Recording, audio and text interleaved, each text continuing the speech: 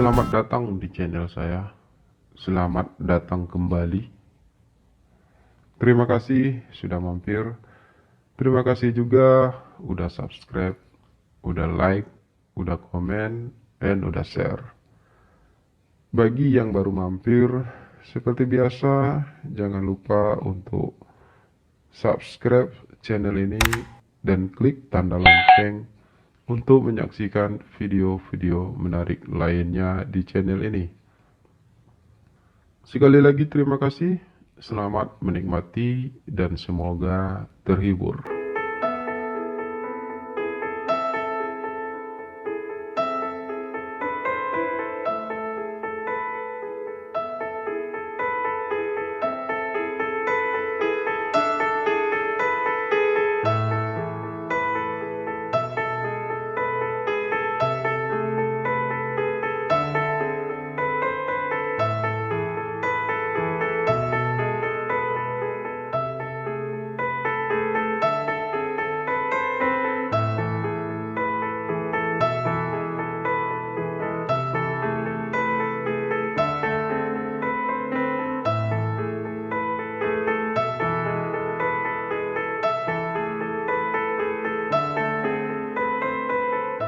Aku memarkir motor bututku di tempat parkir yang memang telah tersedia di pasar tradisional itu. Aku memang sudah biasa menemani ibu belanja hampir setiap minggu. Pasar itu berjarak kurang lebih 1 kilo dari perumahan tempat kami tinggal. Setiap hari Minggu, ibu memintaku untuk menemaninya berbelanja kebutuhan dapur. Sebagai anak tertua dari 3 bersaudara yang semuanya laki-laki, mau tidak mau aku memang harus ikut berperan serta membantu ibu. Oh ya, sebelumnya perkenalkan, namaku Aldi, bukan nama sebenarnya. Aku masih 17 tahun, masih SMA tingkat akhir.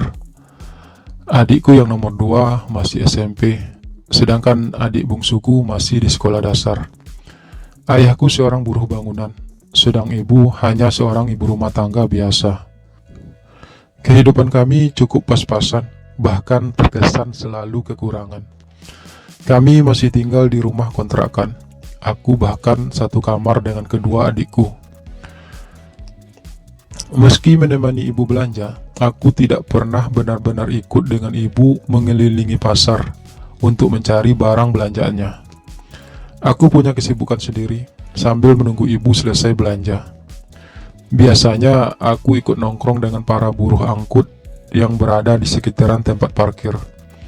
Aku kadang ikut menjadi buruh angkut barang sekedar menambah uang jajanku. Pagi itu, suasana pasar cukup ramai seperti biasa. Berita tentang virus berbahaya yang sedang menyebar saat ini tidak begitu berpengaruh di kota tempat aku tinggal. Orang-orang terlihat tetap melakukan aktivitas seperti biasa. Apalagi untuk para pedagang kecil yang berada di pasar ini. Mereka harus tetap berjualan agar tetap bisa memenuhi kebutuhan keluarga mereka. Saat sedang nongkrong itulah, tiba-tiba aku mendengar seorang pengamen sedang bernyanyi sambil memainkan sebuah gitar, tepat berada tidak begitu jauh di belakangku. Suaranya cukup merdu, dentingan gitarnya mengalun dengan lembut. Aku menatap pengamen itu dari kejauhan. Beberapa orang yang lewat tampak memberikan uang receh ke dalam sebuah tempat yang memang telah sengaja si pengamen sediakan di depannya. Pengamen itu seorang pemuda yang kuperkirakan sudah berumur kurang lebih 23 tahun. Rambut panjang sebahunya tertutup topi hitam yang sengaja ia pakai terbalik. Rambut itu ia selipkan di telinga kirinya sebagian, hingga anting yang terpasang di telinganya terlihat jelas. Sepintas pemuda itu menoleh ke arahku. Aku buru-buru memalingkan wajah, berpura-pura sibuk menatap juru parkir yang sedang mengatur kendaraan.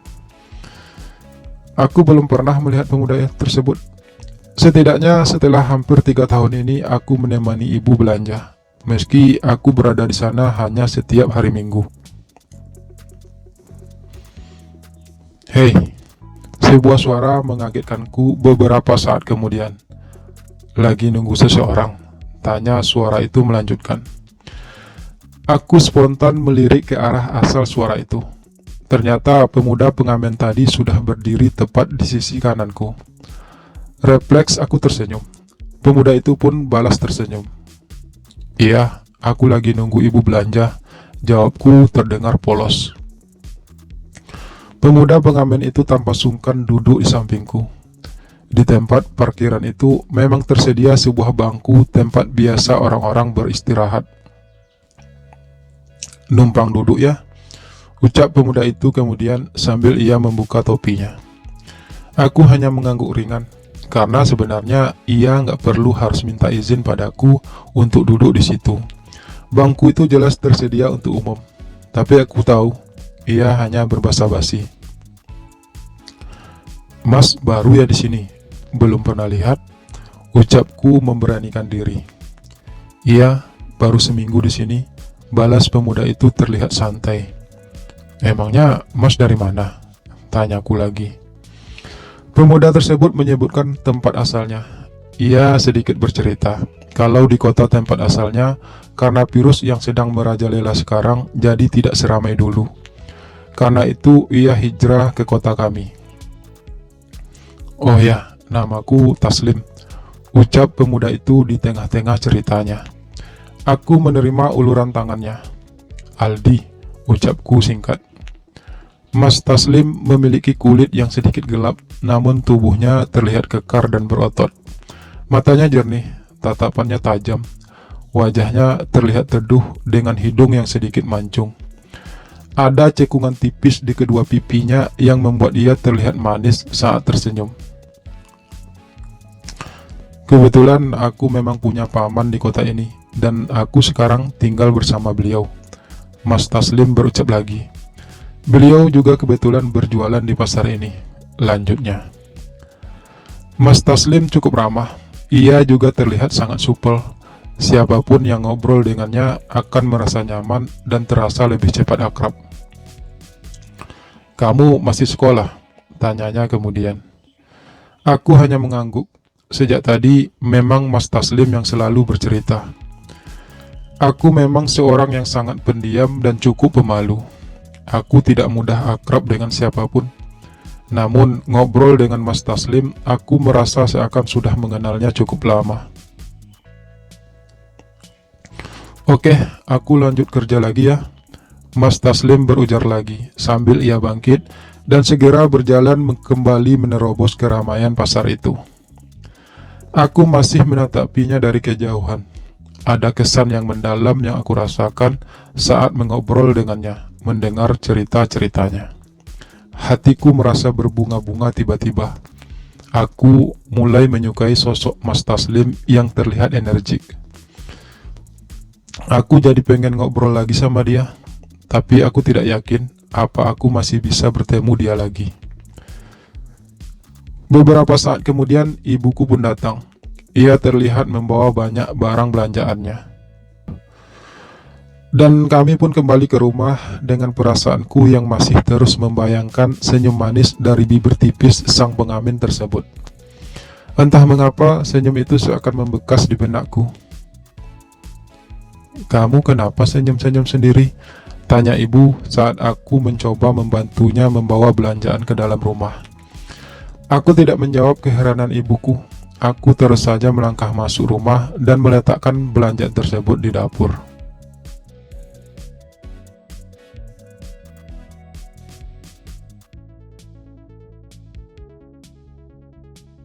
Seminggu kemudian, aku akhirnya kembali bertemu dengan Mas Taslim.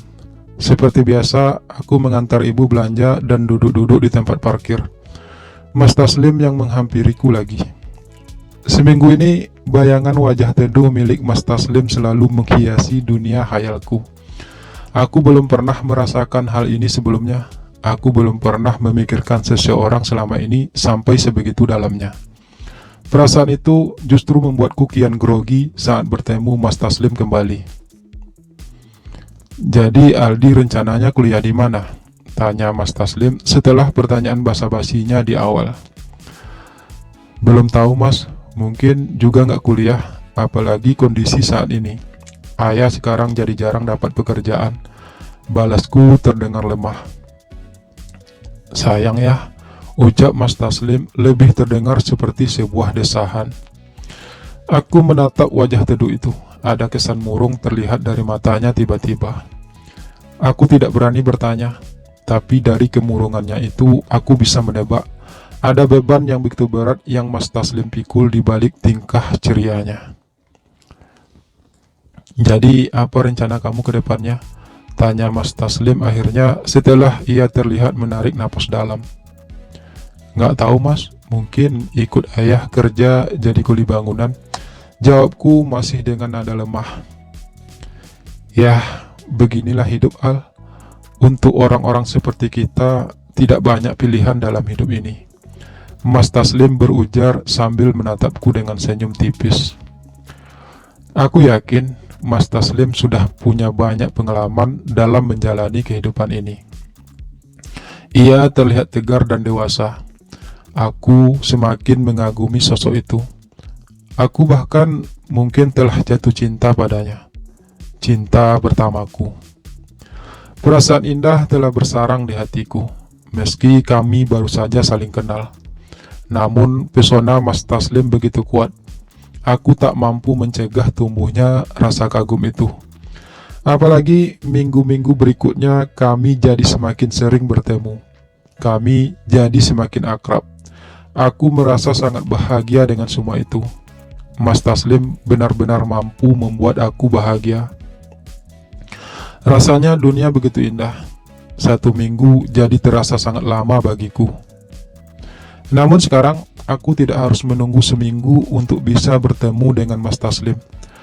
Karena setelah akhirnya aku lulus dari SMA dengan nilai yang pas-pasan, aku memutuskan untuk menjadi buruh angkut barang di pasar tersebut. Yang artinya aku bisa bertemu dan mengobrol dengan Mas Taslim hampir setiap hari. Orang yang paling aku cintai saat ini.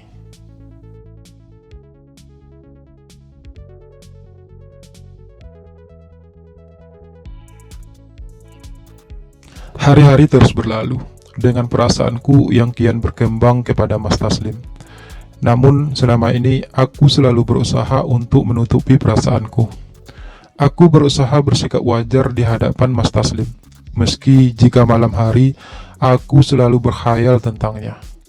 Aku selalu membayangkan senyuman manisnya, tatapan matanya yang indah, cerita serta candanya yang kocak.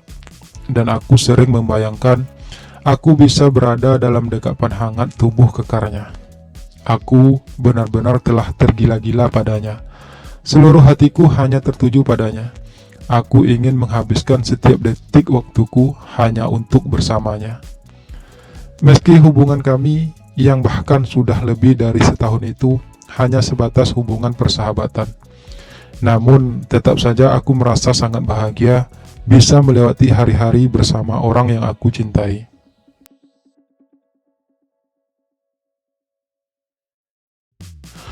Aku tidak tahu seperti apa sebenarnya perasaan Mas Taslim padaku. Selama ini ia memperlakukanku dengan cukup baik. Mas Taslim tidak pernah terlihat dekat dengan seorang perempuan.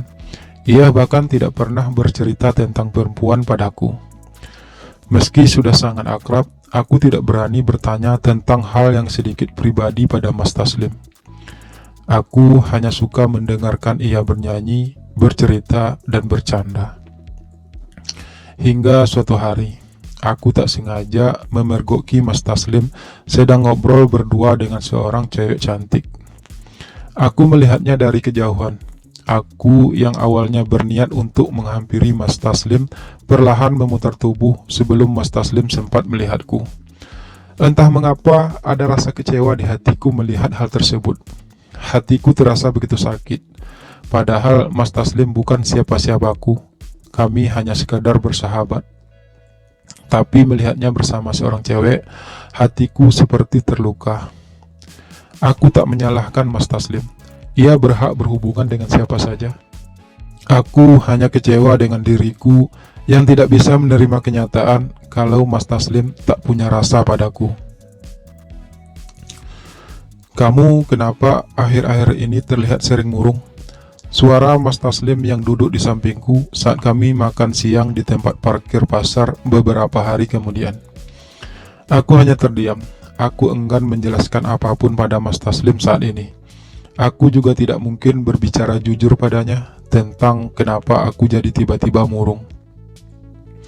"Kamu marah padaku?" Mas Taslim bertanya lagi. "Enggak," jawabku singkat sambil sedikit menggelengkan kepala. "Terus kamu kenapa? Kamu ada masalah ya?" Mas Taslim kembali melontarkan pertanyaannya.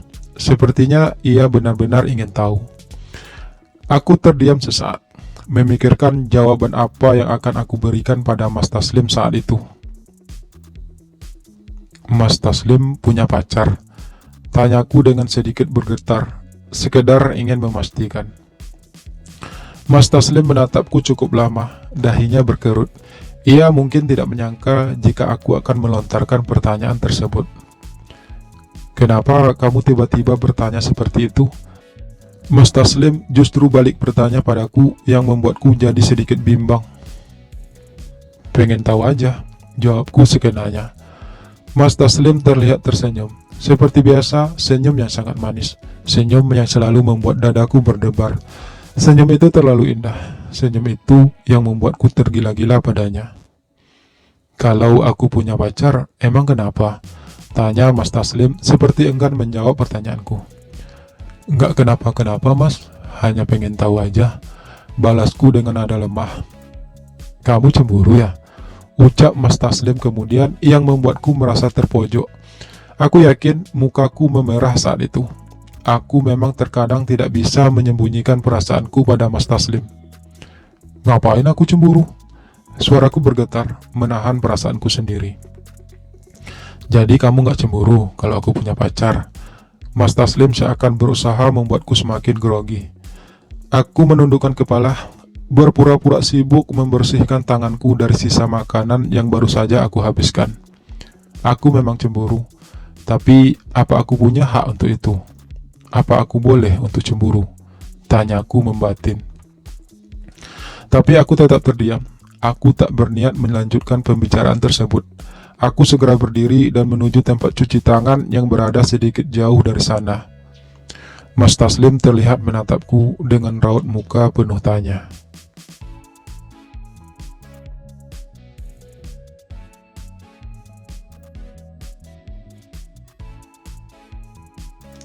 Beberapa hari kemudian, aku kembali melihat Mas Taslim bersama cewek yang beberapa hari lalu sempat aku lihat. Rasa sakit di hatiku kian terasa perih. Aku yakin cewek itu pasti pacarnya Mas Taslim. Aku yang merasa kian sakit, mulai menjaga jarak dari Mas Taslim. Aku tak sanggup melihat orang yang sangat aku cintai bersama orang lain. Aku bahkan sudah sangat jarang datang ke pasar.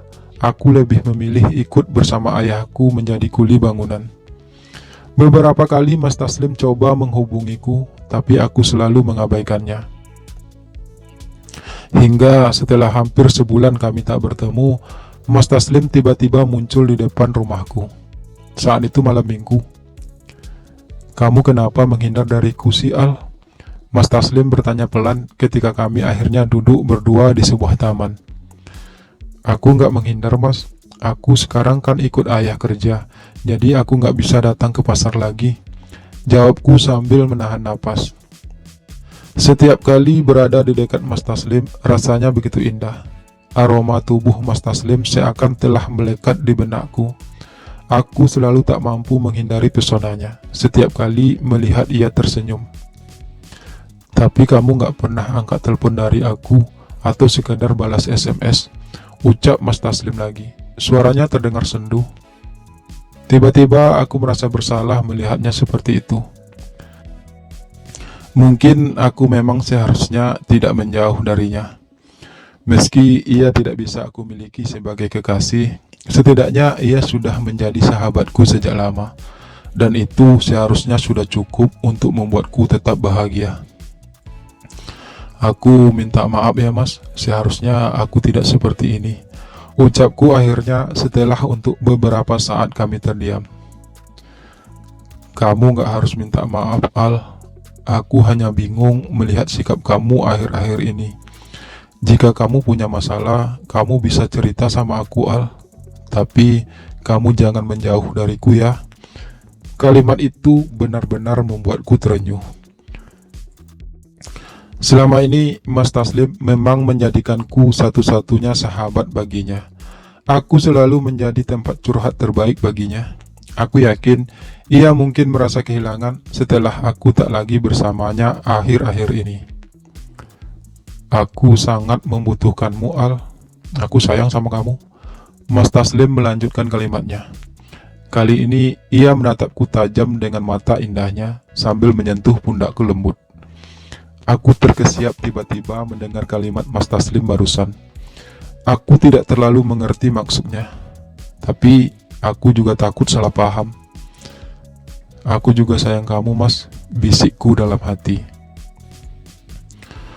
Sejak saat itu, hubunganku dengan Mas Taslim kembali membaik. Aku kembali rajin datang ke pasar. Aku kembali rajin mendengar cerita-ceritanya. Aku merasa bahagia dengan semua itu. Meski aku tidak bisa menjadi kekasihnya, tapi setidaknya aku sudah menjadi bagian penting dalam hidupnya. Suatu saat, Mas Taslim mengajakku ikut dengannya ke sebuah kampus. Kita ngapain ke sini, Mas? Tanyaku saat kami sudah berdiri di depan gerbang sebuah kampus yang cukup besar di kota itu. Saya mau bertemu seseorang, jawab Mas Taslim ringan.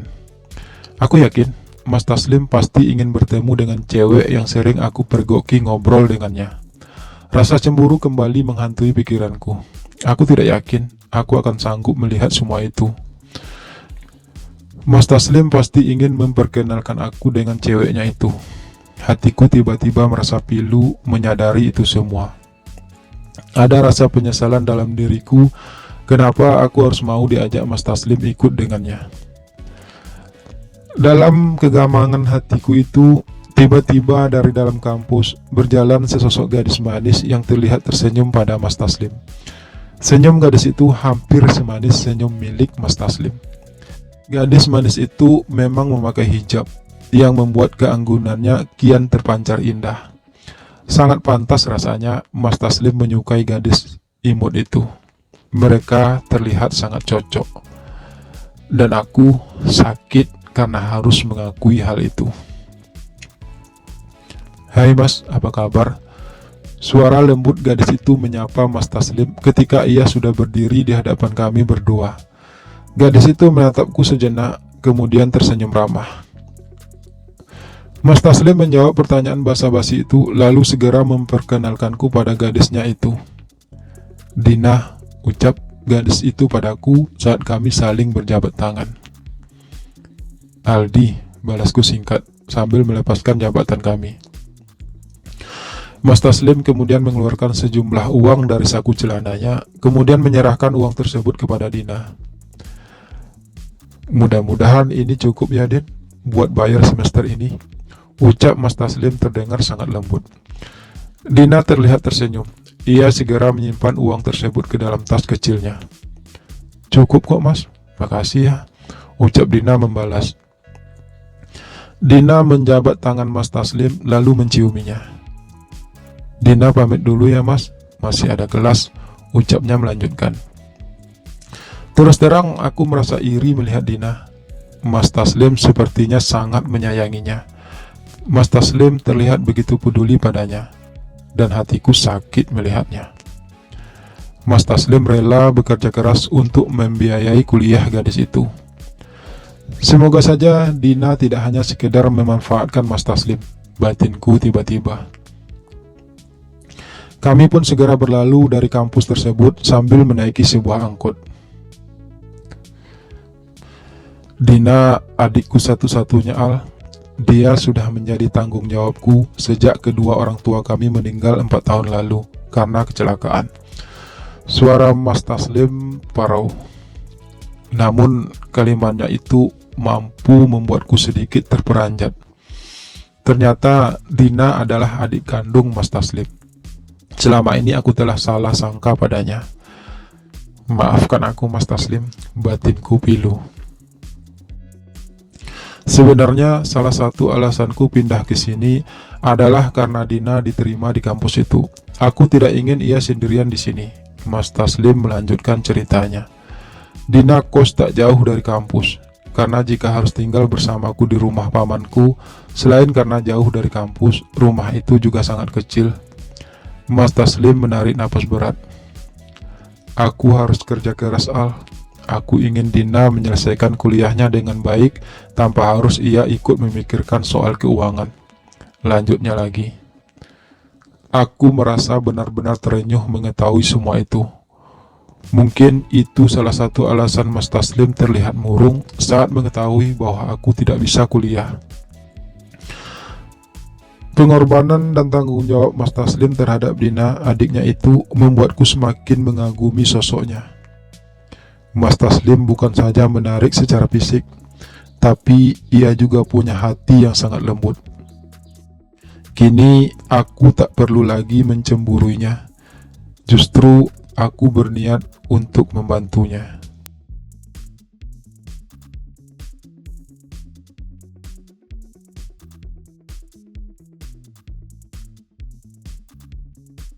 Makasih ya Al, sudah menemaniku melewati hari-hari sulit ini.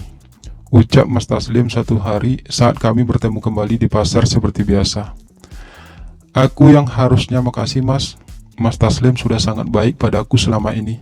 Mas Taslim sudah memberiku banyak pelajaran berharga dalam hidup. Timpalku dengan suara pelan. Hubunganku dengan Mas Taslim memang kian dekat dan akrab. Kami tidak lagi sekedar bersahabat, kami sudah lebih dari bersaudara. Cintaku pada Mas Taslim semakin dalam. Aku merasa Mas Taslim adalah hal terpenting dalam hidupku saat ini.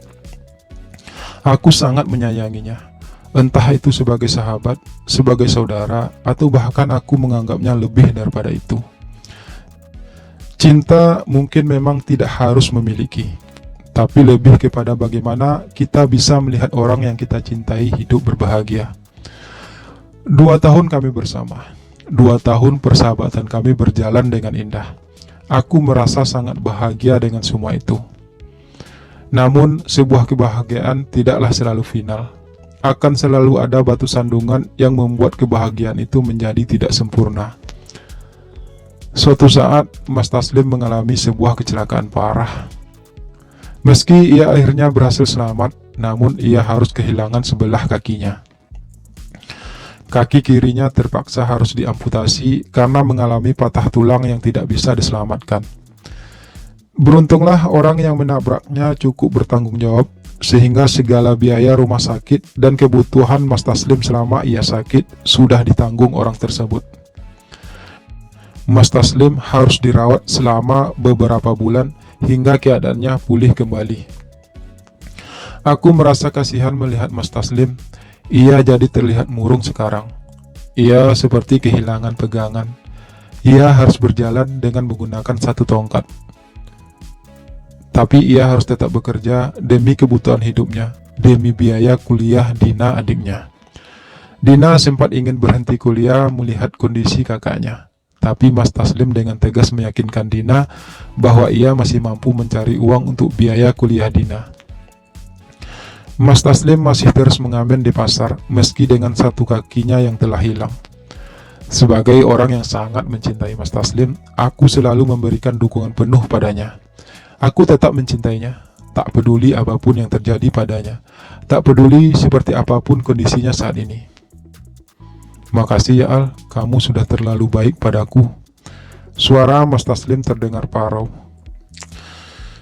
Kenapa Mas Taslim harus selalu berterima kasih padaku?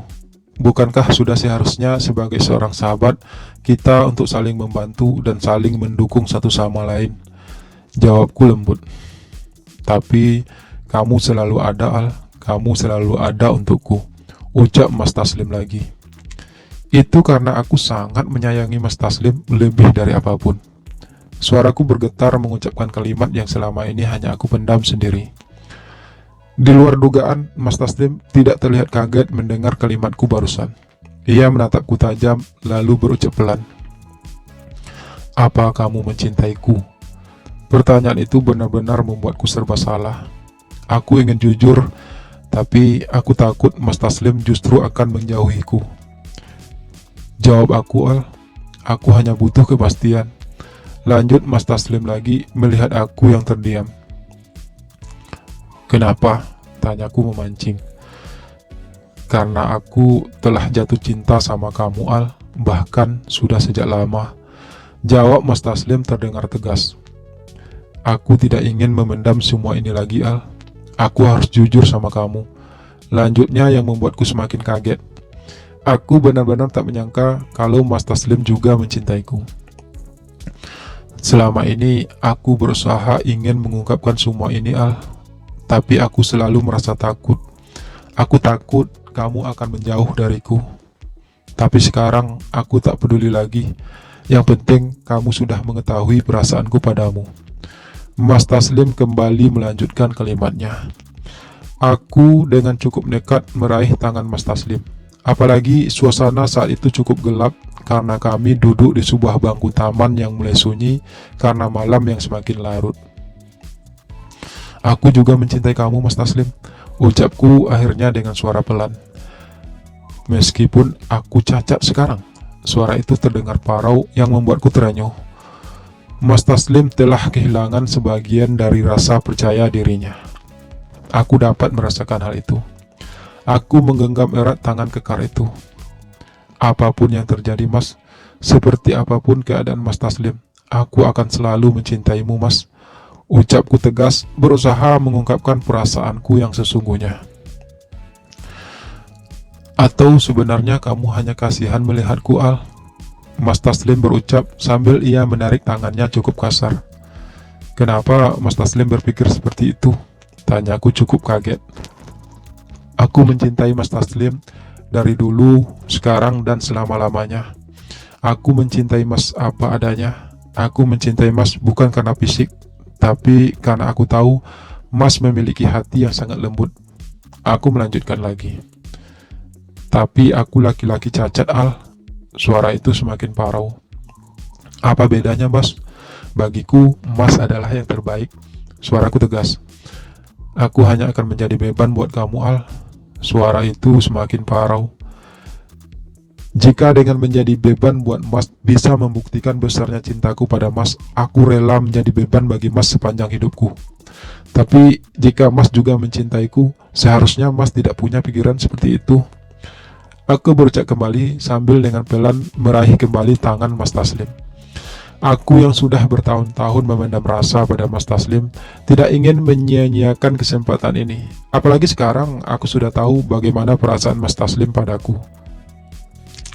Aku sangat mencintaimu, Mas. Aku ingin kita tetap bersama selamanya. Aku ingin hubungan kita bukan lagi sekedar sahabat. Dan aku akan selalu ada buat Mas, tak peduli Mas membutuhkanku atau tidak. Aku terus berusaha meyakinkan Mas Taslim akan perasaanku padanya. Meski terasa begitu sulit, akhirnya Mas Taslim pun luluh.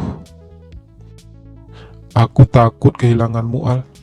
Aku takut kamu akan pergi meninggalkanku karena aku yang cacat ini. Ucap Mas Taslim terdengar pilu. Percaya padaku, Mas. Aku tidak akan pernah meninggalkan Mas apapun yang akan terjadi. Aku janji kita akan melewati ini semua bersama-sama, Mas. Aku mengakhiri kalimatku dengan terus menggenggam erat tangan kekar itu. Kali ini Mas Taslim ikut menggenggam erat tanganku. Refleks aku pun mendekap tubuh itu.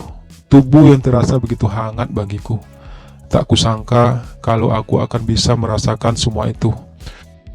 Sesuatu yang selama ini hanya ada dalam khayalanku.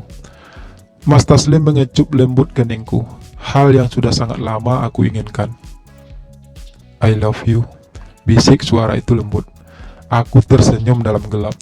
Aku menarik tangan Mas Taslim ke atas lalu mengecup punggung tangannya. I love you too, Mas, balasku juga berbisik. Keheningan malam yang selalu dihiasi oleh kegelapannya seperti menjadi saksi bisu menyatunya dua hati yang selama ini ternyata memendam rasa yang sama.